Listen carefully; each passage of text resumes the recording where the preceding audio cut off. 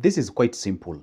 If you are not rich, meaning that you do not have a lot of surplus money, we call it the disposable income. Guess what you're supposed to do? Save.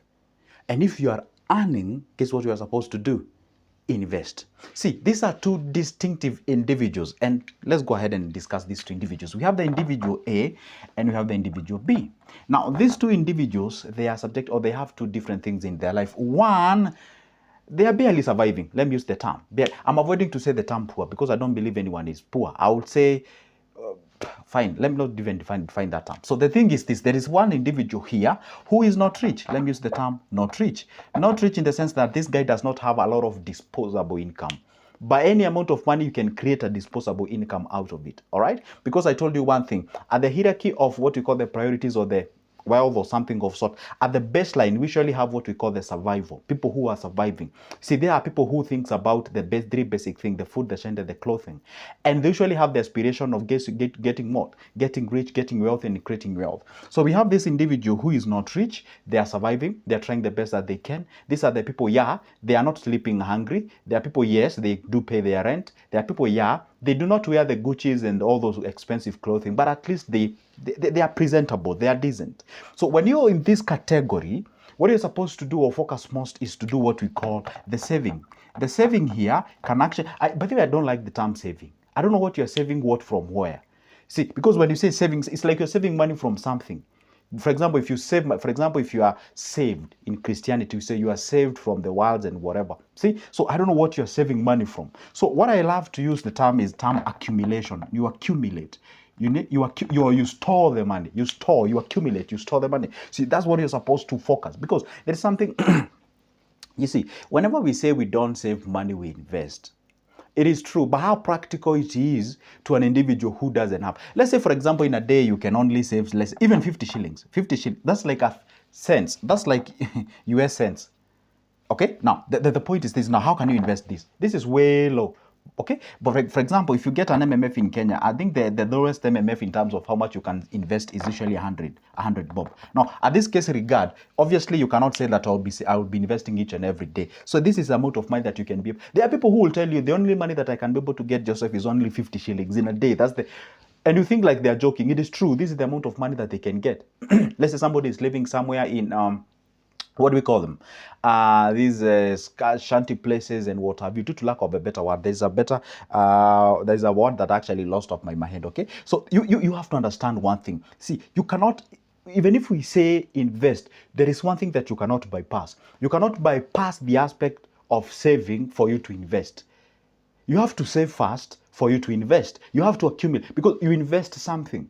You see, there is a difference between invention. There's investing, and this is where you're supposed to differentiate between a motivational speaker and let's say somebody who is using the practical things, the real thing. See, there is a difference between investing and creating, or should I say attracting or something of sort, because money you cannot create, only governments does. See, when you're investing, there is something that you do put input. There is an input. An input here is basically money. It's money is what you put input, and then the output, that machine that you have there is what we call the this is your investment. This is your investment, okay? And the output that you get, see, you have the input, which is money. You put into the investment, that machine, whatever it is. You can use different vehicles. You can use a business. You can buy a car, get into transport industry. You can buy lands. You can do.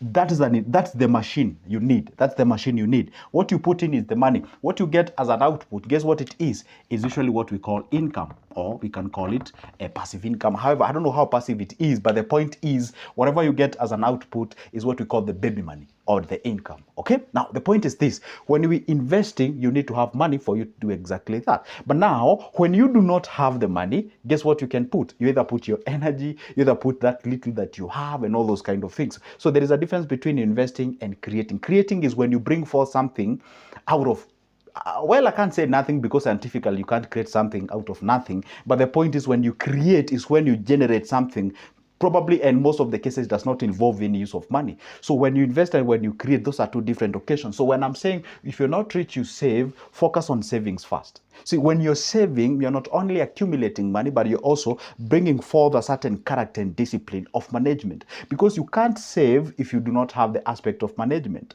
So the moment now you accumulate a certain amount of money that is investable, you get what I'm saying? Now, when you accumulate and reach to a point of money that you can say, now this is investable, that's now when you take it and then you subject it into this machine, and you can use any machine. You can use any method of actually growing that money.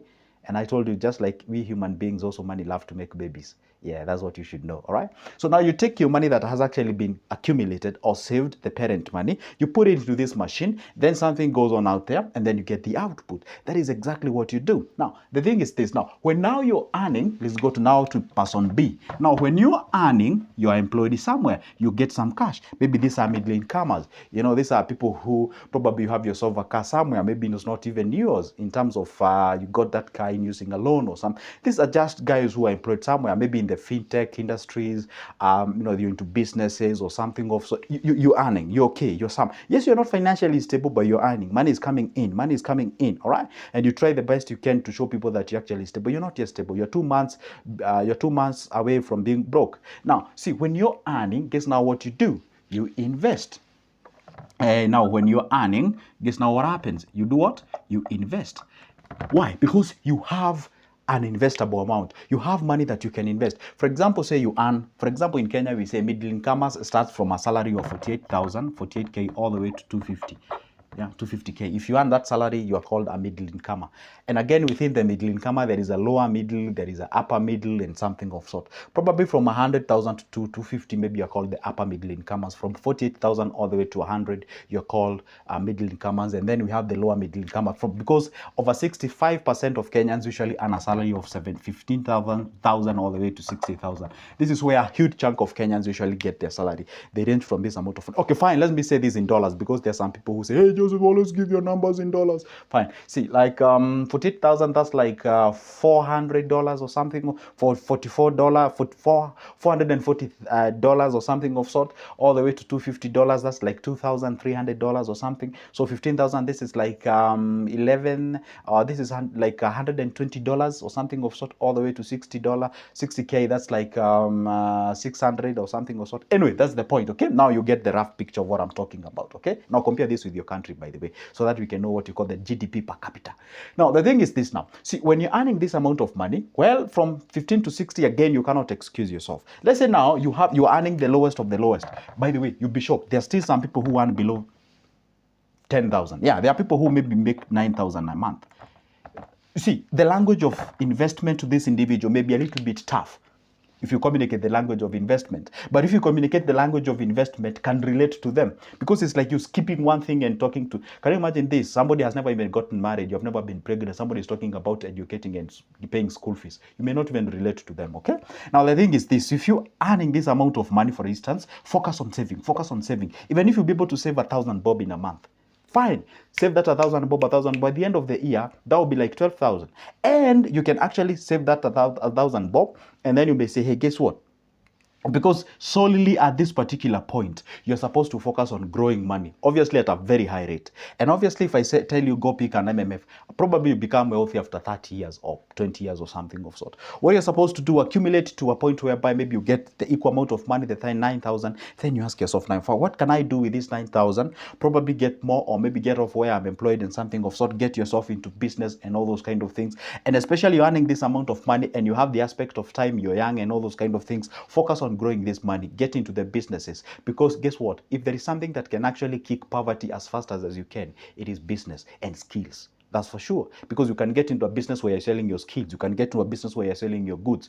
Because those are the only two factors that you make money. See, now, when you're in this category, now you're earning this amount of money. Now, what you're supposed to focus now, say, for example, say you earn yourself like 60K. Okay? Now, and out of this 60K, say you survive at 40K.